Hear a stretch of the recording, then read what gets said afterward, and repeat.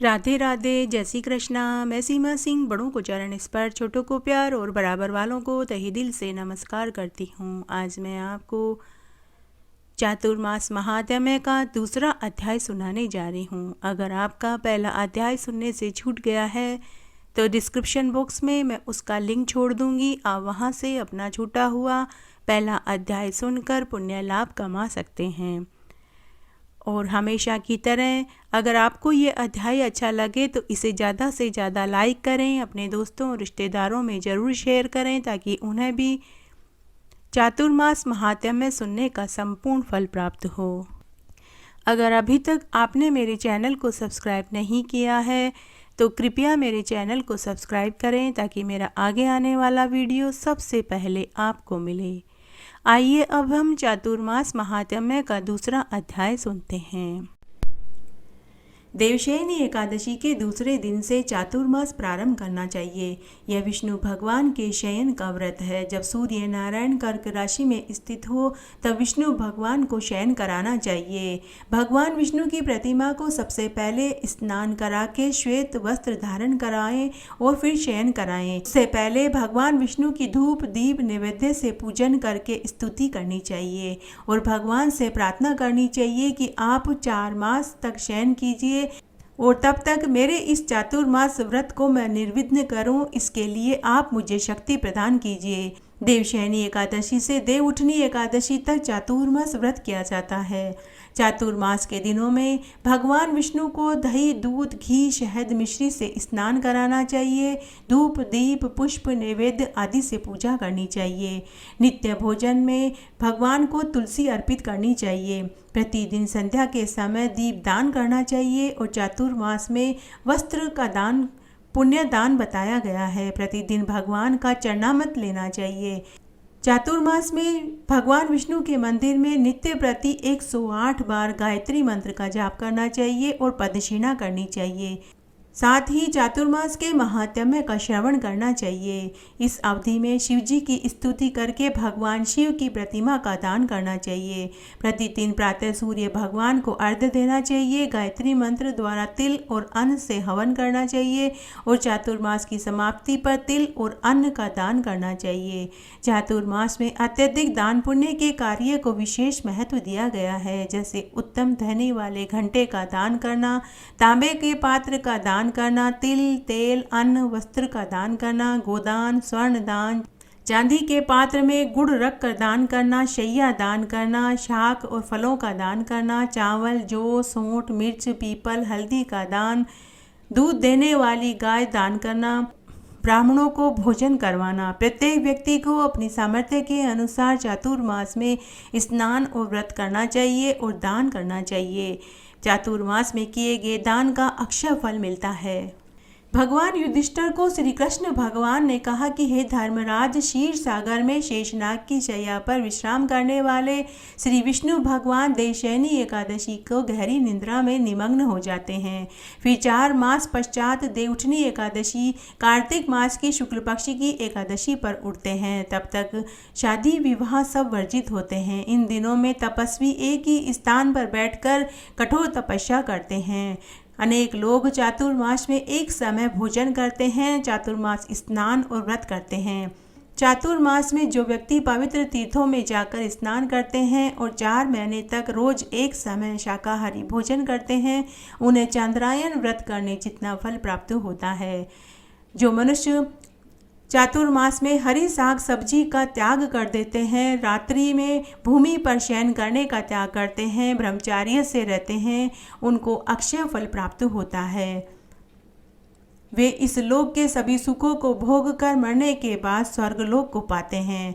चातुर्मास में पीपल पर जल चढ़ाना चाहिए और हर शनिवार को दीप प्रज्वलित करना चाहिए तथा साथ ही ब्राह्मणों को भोजन वस्त्र फल छाता जूता कंबल दान में देना चाहिए। विष्णु भगवान की तुलसी की सेवा करनी चाहिए। तुलसी मिश्रित जल पीना चाहिए। चातुर्मास के तीनों कालों में गायत्री मंत्र के माला का जाप करना चाहिए। जो मनुष्य ऐसा करता है वह अनंत गुना फल प्राप्त करता है। उनके ऊपर कोटि देवताओं का आशीर्वाद बना रहता है। नारद मुनि बोले कि हे ब्रह्मा जी, अब आप चातुर्मास के महात्म्य को विस्तार से सुनाइए। तब ब्रह्मा जी बोले कि हे नारद मुनि, अब आप पापों को नष्ट करने वाली तथा पुण्य और मुक्ति को देने वाला चातुर्मास का महात्म्य सुनिए। चातुर्मास में स्नान करने और व्रत करने से 1,000 अश्वमेघ और 100 राजसूय यज्ञ करने के फल के बराबर होता है। तब नारद मुनि बोले कि हे पिताजी, चातुर्मास में संध्या को भोजन करने से, रात्रि में भोजन करने से तथा पूरे दिन उपवास रखने से क्या फल मिलता है। तब ब्रह्मा जी बोले कि हे नारद मुनि, संध्या को भोजन करने से 1 जन्म का, रात्रि में भोजन करने से 2 जन्म का और पूरे दिन उपवास करने से 7 जन्म के समस्त पाप नष्ट हो जाते हैं। चातुर्मास के स्नान और व्रत के प्रभाव से सुमेरु पर्वत के समान कठिन पाप क्षण भर में ही नष्ट हो जाते हैं। अनेकों पूर्व जन्म में किए हुए बुरे कर्मों को यह चातुर्मास का व्रत और स्नान क्षण भर में ही नष्ट कर देता है। जो मनुष्य अपने स्वभाव अनुसार चातुर्मास में विधि पूर्वक श्रद्धा भक्ति भाव से स्नान और व्रत करते हैं, उन्हें संपूर्ण फल प्राप्त होता है।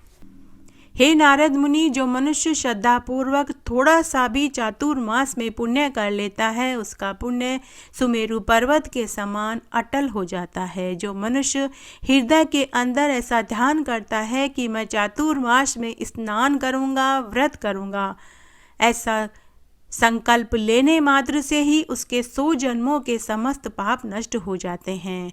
जो मनुष्य चातुर्मास में रात्रि जागरण करते हैं, उनकी बीती हुई और आगे आने वाली 10,000 पीढ़ियां विष्णु लोक में जाकर वास करती है। और अगर उनके पितर नरक में दुख भोग रहे हैं तो उन्हें भी सुख मिलता है। ब्रह्म हत्या आदि के महान पाप भी चातुर्मास में स्नान करने से धुल जाते हैं। चातुर्मास में रात्रि जागरण करने वाले को अश्वमेघ यज्ञ करने जितना फल मिलता है। समस्त तीर्थों में जाकर स्नान करने, गौदान करने, स्वर्ण दान, भूमि दान करने का जो फल मिलता है, वही फल चातुर्मास में स्नान करने से ही मिल जाता है। इस संसार में जितने भी तीर्थ हैं और जितने भी तीर्थों की आशा की जा सकती है, वे सब चातुर्मास में स्नान करने से घर में ही मिल जाते हैं। जो मनुष्य चातुर्मास में स्नान करता है, वह योगी, तपस्वी और इंद्रियों को जीतने वाला होता है, क्योंकि भगवान विष्णु को चातुर्मास सबसे अधिक प्रिय है। इसके व्रत के प्रभाव से कायिक, वाचिक और मानसिक सभी पाप नष्ट हो जाते हैं। जो भगवान की प्राप्ति के लिए चातुर्मास में दान, तप, होम, यज्ञ करते हैं, उन्हें इनका अक्षय फल मिलता है। चातुर्मास में भगवान की पूजा करने से बाल, यौवन, वृद्धावस्था के समस्त पाप नष्ट हो जाते हैं। चातुर्मास में रात्रि को जागरण करने का फल चंद्र ग्रहण, सूर्य ग्रहण में स्नान करने के फल से भी सहस्त्र गुना अधिक हो जाता है। इसलिए हे नारद मुनि, चातुर्मास में विष्णु भगवान का विधि पूर्वक और श्रद्धा भाव से पूजा करनी चाहिए। जो मनुष्य चातुर्मास में धर्मपरायण होकर अन्य व्यक्तियों का अन्न नहीं खाते हैं, उन्हें चांद्रायण व्रत करने जितना फल मिलता है। चातुर्मास में भगवान को दान करने से उतनी प्रसन्नता नहीं होती जितने कि चातुर्मास की कथा कहानियाँ सुनने से और चातुर्मास में स्नान करने से उन्हें प्रसन्नता मिलती है। चातुर्मास में जो मनुष्य भगवान की कथा को थोड़ा सा भी सुन लेता है, उसे 100 गायें दान करने जितना फल मिलता है। जो मनुष्य अपने कल्याण के लिए विष्णु भगवान की कथा को सुनते हैं, उन्हें 100 गायें दान करने जितना फल मिलता है। अगर मनुष्य चातुर्मास में स्नान करने के बाद चातुर्मास की कथा कहानियों और महात्म्य को सुनते हैं, तो उस मनुष्य के सुनने से ही उसके कुटुंब का उद्धार हो जाता है और 1,000 गाय दान करने जितना वह फल पा लेता है। जो मनुष्य चातुर्मास में भगवान विष्णु की कथा को सुनते हैं, उन्हें 7 दीप के दान करने जितना फल मिलता है। जो विष्णु की भक्ति पूर्वक कथा सुनते हैं, कथा बाँचते हैं तथा कथा बाँचने वाले ब्राह्मण की यथोचित पूजा करते हैं, उन्हें संतुष्ट करते हैं, वे तीनों लोकों में पूजनीय होते हैं।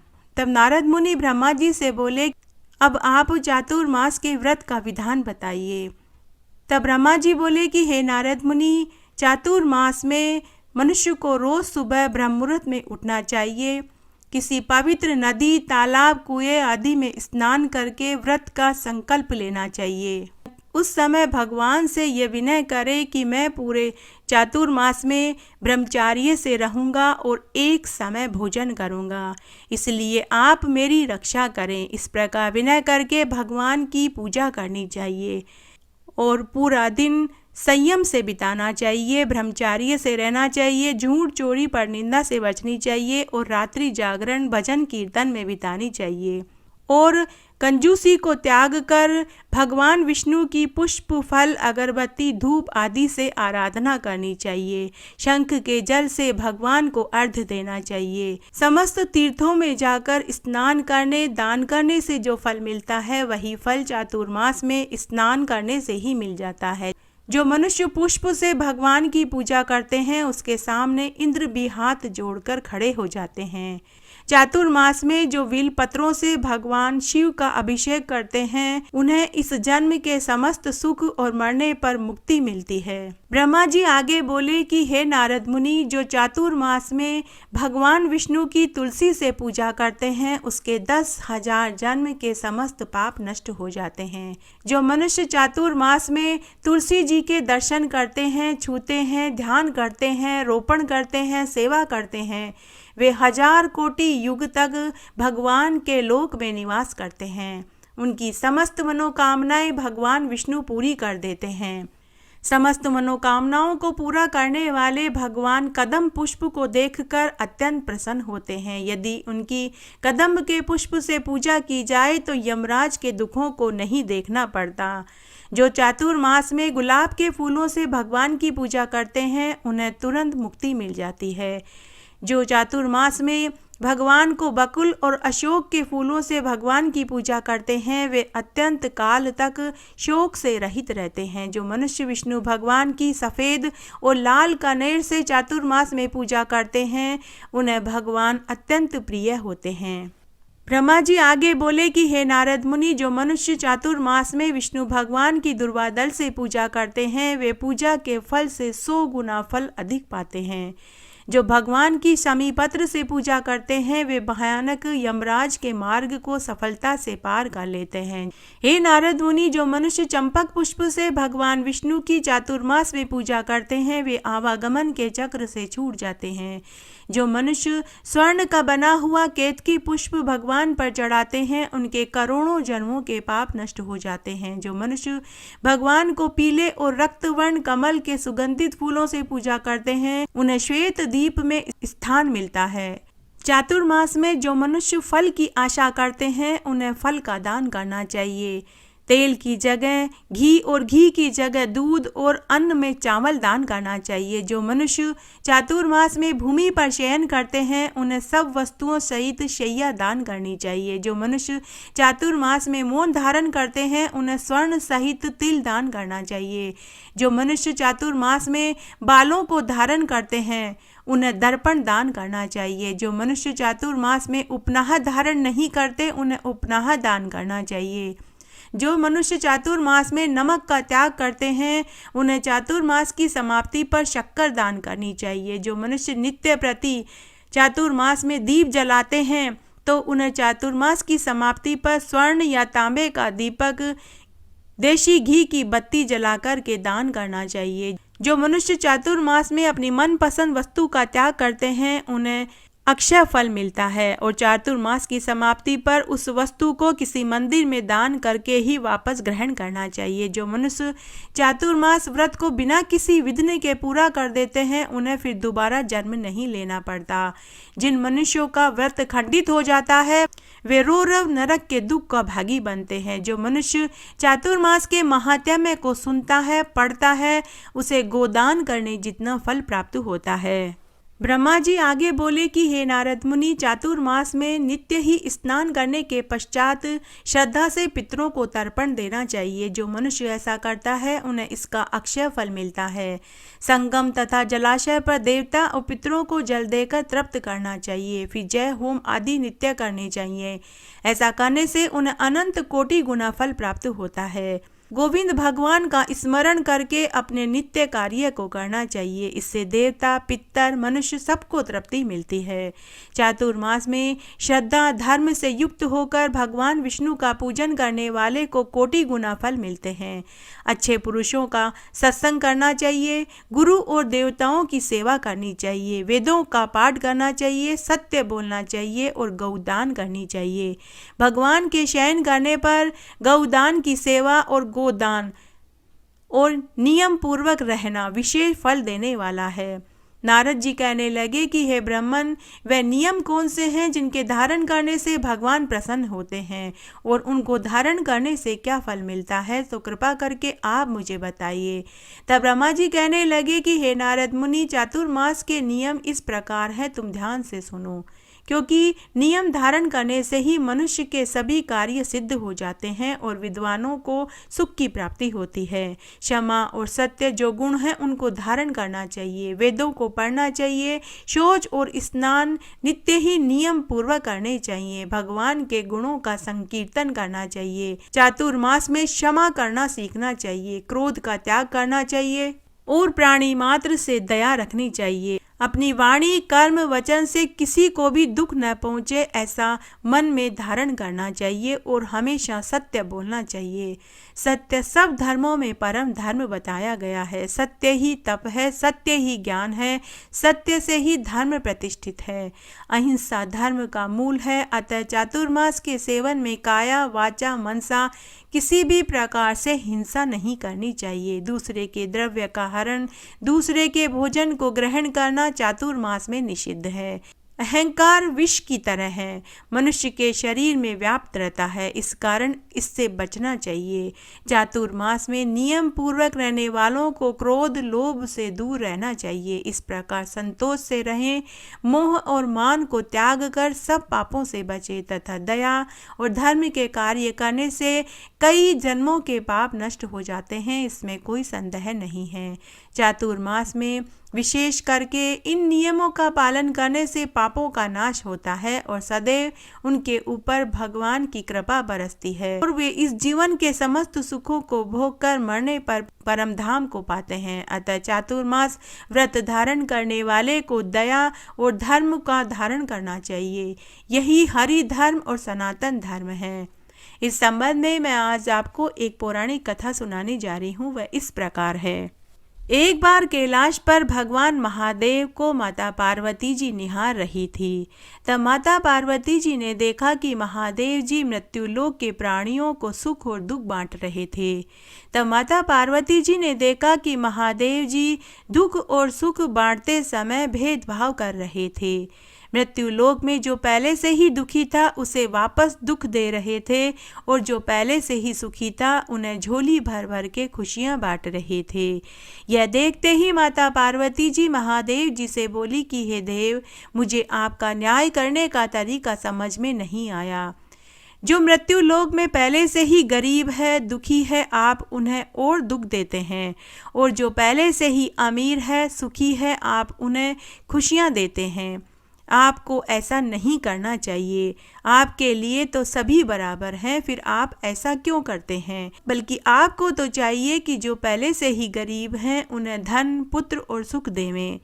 तब महादेव जी माता पार्वती जी के कथन को सुनकर मुस्कुराते हुए बोले कि हे पार्वती, अगर तुम मेरे स्थान पर होती तो तुम भी ऐसा ही करती।